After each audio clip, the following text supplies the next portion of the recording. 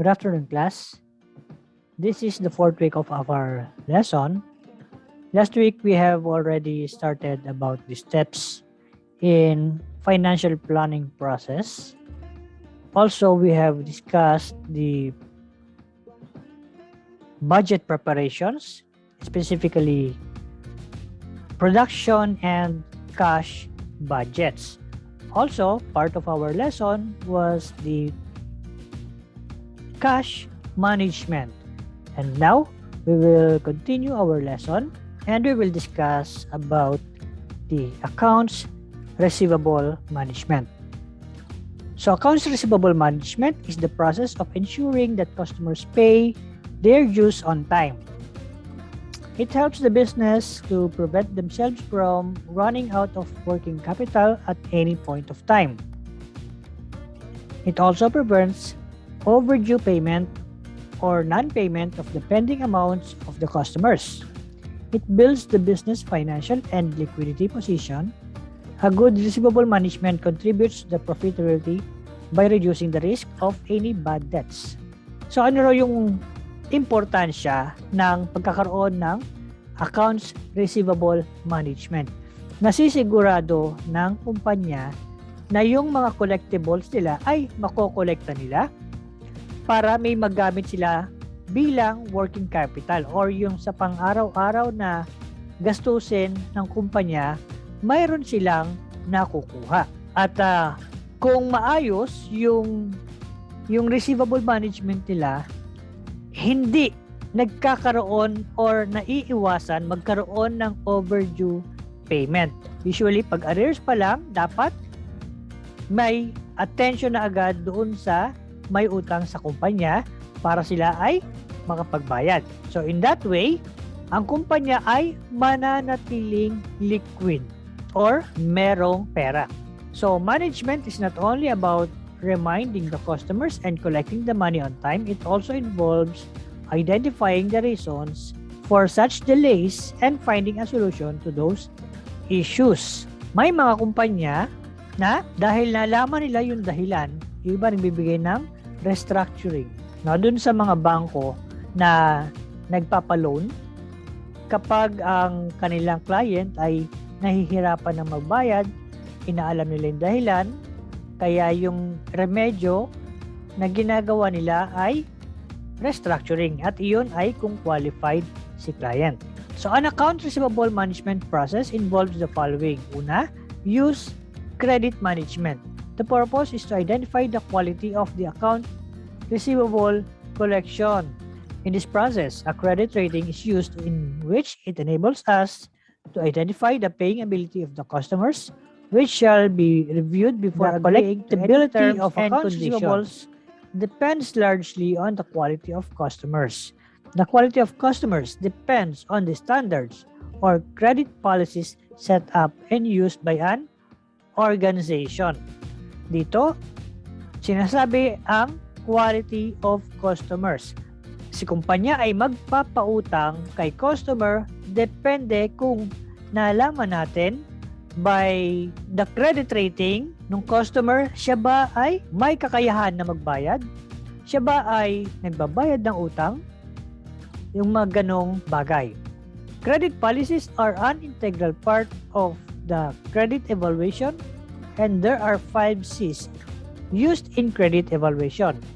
These are the character, the capacity, collateral, capital, and condition. Yung character, it is the willingness of the borrower to repay the loan. Si customer ba ay willing magbayad kapag siya ay nangutang? Baka naman hindi. Capacity, mayroon ba siyang kakayahang magbayad? Siya ba ay may pambayad? Siya ba ay nagkakaroon ng income na kayang ibayad ang part ng niloan or yung monthly payment? Collateral, security pledged for payment of the loan. So yung mga bangko ay naghahanap ng collateral sa kanilang mga customers. Just in case na hindi sila makabayad, meron silang hahatakin kagaya ng mga lupa't bahay. Collateral yan. Capital, a customer's financial resources.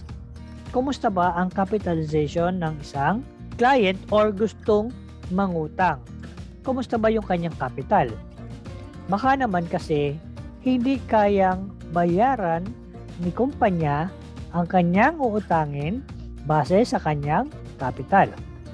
Yung condition naman, current economic or business conditions. Business conditions. Kumusta naman si kumpanya? Ano na bang status niya ngayon ang kanyang kumpanya base sa kanyang balance sheet? Sa current economic naman, pag sinabi nating economic, ano ba ang kalalagayan ng ating bansa? Baka naman kasi inflation ngayon at si customer ay apektado ng tinatawag nating inflation at mahirapan siyang makabayad. Letter B, continuously monitoring any risk of non-payment or delay in receiving the payments.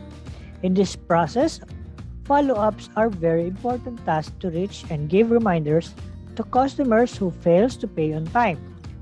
These follow-ups can also serve as the management's way of validating if the contact details given by the customers are still valid and if the customers still occupy the same office. Yung pagpa-follow up ng mga customer na may utang, yan ay normal process pagdating sa collection. Yung mga nagpa-follow up na yan ay tumitingin sa kanilang documents or doon sa contact details ng ng customer kung ito ba ay reachable pa. Guys, no, may nababalitaan tayo na yung ibang mga online na nagpapautang ay pag nag-follow up, merong halong threat or pagbabanta. Diba? Yung mga apps-based lending companies na hindi naman registered sa SEC or sa ating authorities na lalaman natin na sila ay involved doon sa pagte-threat or pagbabanta sa kanilang mga customers. Tandaan nyo, mali iyon at hindi tinotolerate yung mga ganong bagay. Letter C, aging of receivables is also a control measure to determine the amount of receivables that are still outstanding and past due. Kung kayo ay makakapag-work sa kumpanya bilang receivable clerk, meron kasing payable clerk. Yung mga payable clerk, sila yung mga nagbabantay ng mga payables ng kumpanya. Sila rin yung mga nagpe-prepare ng cheque, pambayad. Meron din namang receivable clerk. Sa receivables naman, ang ginagawa ng receivables clerk yung aging. Minomonitor niya yung mga collectibles sila. Sa aging, ito ang ginagawa. Yung 1 to 30 days past due, tapos yung 31 to 60, 61 to 90, at saka over 90 days na past due na ng kanilang collectibles, yan, minomonitor nila yan. Kagaya ng nakikita nyo ngayon dito sa ating screen. Accounts which have been past due for more than 90 days have higher probability of default.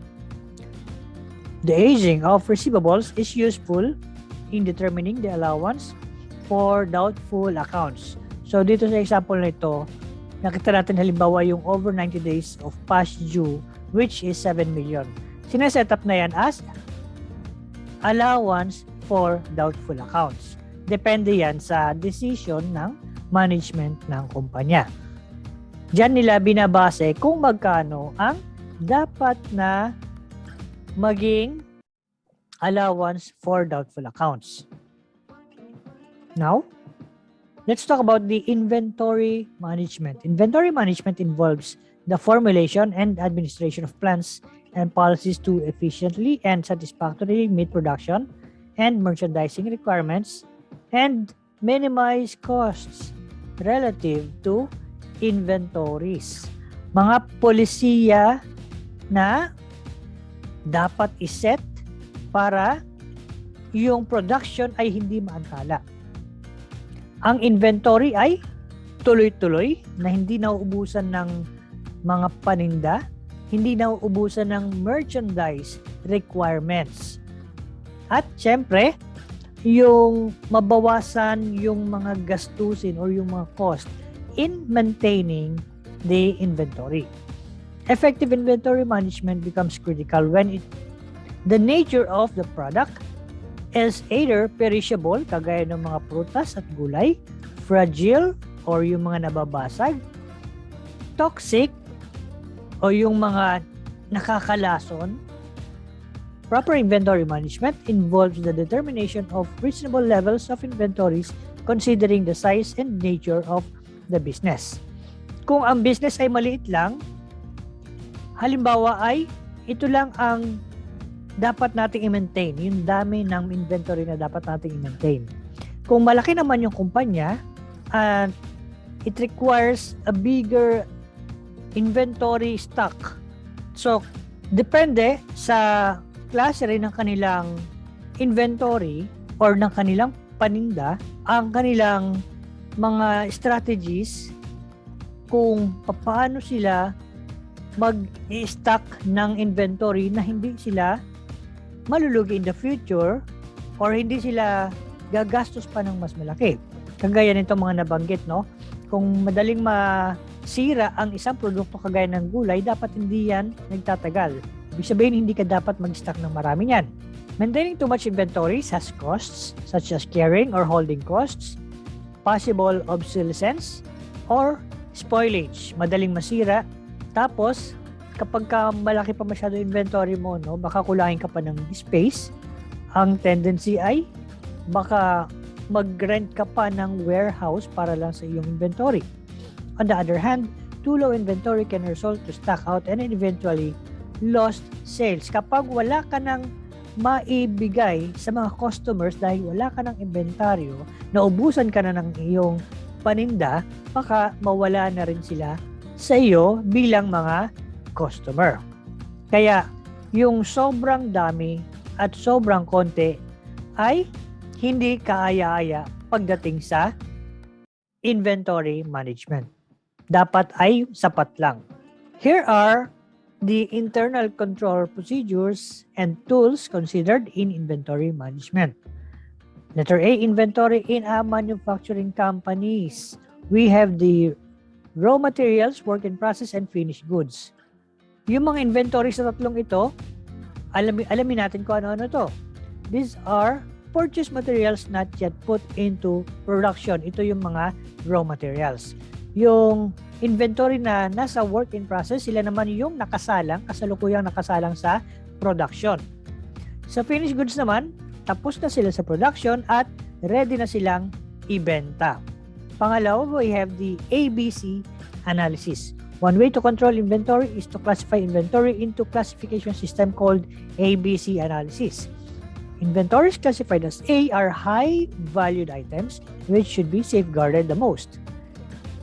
B items, on the other hand, are average cost items that should be safeguarded more than C items but not as much as A items, while C items have low cost and is least safeguarded. So ito yung example ng ABC analysis. Yung A, B, at C, meron diyang money value. Pagdating sa A ay high. Sa quality control, very strict. Ang inventory movement naman niya ay slow. Hindi siya ganun kabilis mabenta or gumalaw. Pagka B, at medium lang yan, moderate. Pagka C, mababa ang amount, maliit ang amount niya o yung value niya. Sa control naman, not too strict, tapos fast movement siya. So, example dito yung products A, B, C, D, E. They are classified according to this ABC classification. So, example ito, yung products A, B, at saka yung dalawang C, ang kanilang price ay malalaki ang amount. Tapos, kokonti lang din sila. So, ang classification nila ay A. So, sila yung mga high value at pinaka-iingat-ingatan pagdating sa quality control. And then, yung pinakadulo naman, yung sa C, sila yung maliliit lang yung value. So, ang price nila, magkano lang. Tapos, ang classification nila C, sila rin yung may pinakamarami sa inventory. So, based on the groupings that we have, classification A requires a place or part of your store that is very safe and well safeguarded. Classification B can be placed where it is easily accessible by the customers since these products are highly sellable. Classification C can be placed where it can be hanged and placed in the shelves since these are low cost and is least safeguarded. So now, let us talk about the projected financial statements. Projected financial statement is a tool of the company to set an overall goal of what's the performance and position will be for and as of the end of the year. It sets targets to control and monitor activities of the company. So yung projected financial statement daw ay tool para mag-plan ang kumpanya ng kanilang overall goal sa gusto nilang maging position ng kumpanya at the end of the year. So pino-project na nila, pinaplano na nila na, next year, ito na dapat ang status ng ating company. Or, ito yung target nating ma-achieve pagdating ng next year. So, they set the projected financial statement. The following reports may be forecasted. Projected statement of comprehensive income, projected statement of financial position, at saka yung sa cash flow. Yung sa comprehensive income or yung sa income statement, it is a forecast of how profitable a company will be in the future. It could be month, quarter, or a year. Dito, pino-forecast na nila ang maaaring maging resulta ng business operations ng kumpanya. Siyempre, ang kanilang info-forecast dyan ay gusto nilang mas mataas ang kita. Usually, gano'n naman. At sa financial position naman o yung sa balance sheet, it is a statement which incorporate current expectations to arrive at a financial picture that management believes it can attain as a future date. This can be presented in a month, quarter, or a year. So, ganun din naman sa balance sheet. Pag gumawa ka ng projected balance sheet, pinapakita mo na doon ang kung ano yung expectation mo sa financial position ng iyong kumpanya by that target year. Projected statement of cash flows. It is a statement which shows the list of all expected cash inflows and outflows for different time, which can also be month, quarter, or a year. So, pati sa cash flows, ay kanina lang pinoproject, heto ang total ng ating perang papasok. Ito rin naman yung ini-expect natin at target natin na maging cash outflow natin. These are the examples of projected financial statement. So, itong table 10, ito yung sa comprehensive income or the income statement. So, pansinin ninyo, ang kanilang projections 2014, 2015, 16, 17, 18. So, nasa 2014 sila ngayon. Ang kanilang projection by December 31, 2015, yun yung kanilang net sales nila, which is bumaba. Pansinin nyo, bumaba na bumaba, 2015, 2016, 2017, and 2018. So, ganun din naman sa ibang part ng kanilang income statement, yung cost of sales, yung operating expenses, at pansinin nyo, bumababa rin yung kanilang operating expenses base sa kanyang projections. So, yung kanilang income ay pagdating ng 2018, mababa na lang kesa doon sa 2014. We do not know why they project this result of income statement sa kanilang projections ng 2015 hanggang 2018. Maybe factors may affect in determining the projections of these companies' operations. Below are external and internal factors should be considered in forecasting sales. Yung macroeconomic variables, ito ay external. Such factors are included in macroeconomic variables are GDP rate, inflation rate, interest rates, foreign exchange rate, foreign exchange, among others, play an important role in forecasting. So, macroeconomic variables. Ito yung mga nangyayari sa ating bansa at na-experience natin, kagaya ng pagbabago ng exchange rate o kaya naman yung pagbabago ng ating gross domestic product rate o kaya naman yung tindi ng inflation. Yan, they are part of the macroeconomic variables. Another part which is external is the development in the industry. The products and services with more developments in the industry would likely have a higher sales forecast than a product or service in a slow-moving industry. The consumer trends are always changing.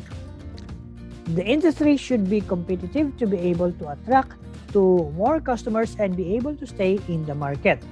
So dito, ang sinasabi rito, nakaka-apekto doon sa pagpo-forecast natin ng ating sales or sales projections, yung trends ng market. So kung ang iyong produkto ay madaling malaos, hindi ka nag-i-innovate, hindi ka nag-i-improve ng iyong produkto, madali siyang mawawala sa market. Bababa ang iyong sales niyan. Pero kung ikaw ay makakapag-improve ng iyong mga inventory, ng iyong mga produkto, ikaw ay makakapag-innovate ng iyong products, ang competition, hindi ka matatalo. No? Mananatili kang nasa market. So, basihan yan para sa iyong sales projections. And speaking of competition, kung ang iyong mga produkto naman ay mabenta, yan, hindi ka matatalo sa competition. Pero kung ang iyong produkto ay hindi siya ganun ka patok sa market, matatalo ka sa competition. Production capacity and manpower. Dito naman, internal ito. Ibig sabihin, nasa kumpanya ang control nito. Kaya mo bang mapanatili na ikaw ay may malaking inventory para sa pangangailangan ng market? Yung production capacity, kaya mo bang mag-produce ng 500 units of product? Mamaintain mo na ganyan ang iyong production per day para lang meron kang pambenta sa market. So, ganun din dito yung manpower. Paano kung ang demand ng market ay tumaas? Kaya mo bang mag-produce ng mas marami pa sa 500 units per day? So, in order for you to produce that more than 500 units, magdadagdag ka ng tao. Kaya mo bang magdagdag ng manpower? So, iyan ay kabilang dun sa internal factors para sa pagpo-project natin ng ating sales. This is the example naman ng balance sheet or the projected statement of financial position. So this financial position is as of January 1, 2021 or December 31, 2020. So ang projections nila rito ay para sa end of January at end of February. So ganyan lang naman ang format ng pagpe-prepare ng financial position projections. And this one is an example of the projected statement of cash flows. So yung mga composition ng statement of cash flows ay nandito pa rin. The cash flows from operating activities, the cash flows from investing activities, at the cash flows from financing activities. So, ang projections, January February, March. Quarterly kasi ang kanilang preparation dito. And now, let's have our question of the week. What is true about projected financial statements? 1. At a minimum, projected financial statements will show a summary level income statement and balance sheet. 2. Projected financial statements incorporate current trends and expectations to arrive at a financial picture that management believes it can attain as a future date. 3. Projected financial statements take into account past financial trends, market conditions, possible changes, and management expectations to arrive at a future financial picture. So, letter A, 1 and 2 are true. Letter B, 1 and 3 are true. Letter C, 2 and 3 are true. Letter D, all are true. Comment your answer in the comment section. So until next week, guys, have a nice day.